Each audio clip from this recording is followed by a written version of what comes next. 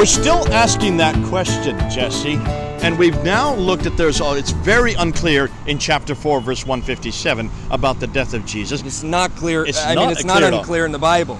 It gets even more unclear when you look at other verses in the Quran.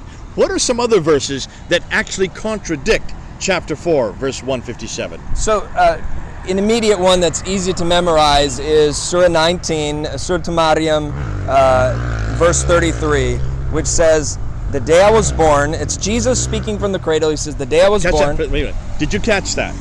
Jesus is speaking from the cradle, so he's a little baby at this time. So this is why the future tense is very important, all right? So Jesus is speaking from the cradle. What does he say? The day I was born, the day I will die, and the day I'll rise. Okay, you see that's future tense. And Muslims will point that out, that's future. Exactly.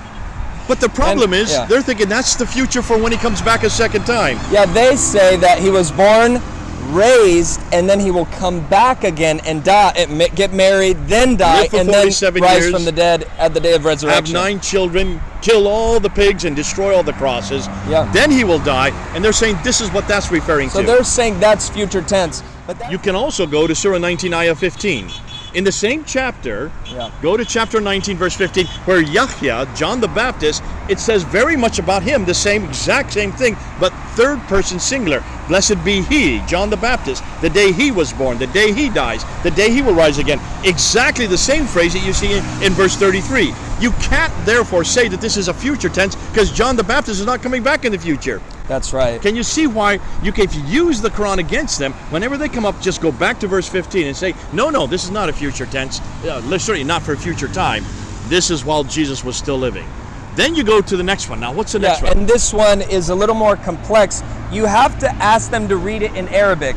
And every debate I'm in, especially spontaneous, they don't want to read this verse in Arabic out loud to their audience. And there's a reason. Because they know that the Arabic is very clear. It actually says in the English translation, Allah will cause you to sleep and then raise him. Talking about Jesus, and the verse is quite long. But in the Arabic, it is ini mutawafika, and tawafa means cause to die. Cause to die. So it actually says in the Arabic language, I will cause him to die and then raise him to myself. Now here's the issue with this. In the Arabic, this. mu means I, ka at the end means you. So I will cause you to die. It's right there in the Arabic, but most Muslims don't know Arabic. Well, that's true. Here in Africa, and also where I come, most of your Pakistanis, Indians, they do not understand this. Arabs do realize that this is a problem. Right. And they only changed the translation of cause you to sleep in 1935. And here's the problem. They cannot put this verse in the future. No, they can't. They can't put it in the future because this verse is used by Muslims to teach that Jesus was raised up to Allah. There you go. So they use this verse to teach that instead of dying on the cross, Jesus was taken up to heaven. He's in heaven right now. He never died, just like kind of Elijah the prophet or something like that. But if this verse teaches that, the death comes before that raising. There you go. So it's impossible. It's very hard for them to get around this. That's why some Muslims have actually said, some scholars said, this verse actually does teach he died, and they give a few hours to it or something like that. So Muslims are the ones who are in conjecture.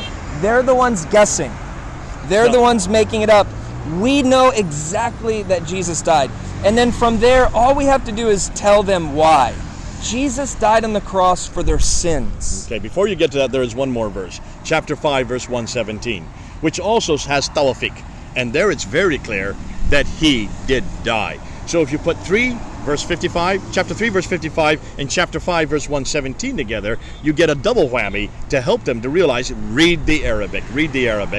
Then at the very end say, now why did he have to die? That's right. Okay, we're going to do that in the next video. This has been great. We've now pretty much shown that there is a confusion in chapter 4, verse 157, and now there's a contradiction with chapter 19, verse 33, supported by 1915, and chapter 3, verse 55, supported by chapter 5, verse 117.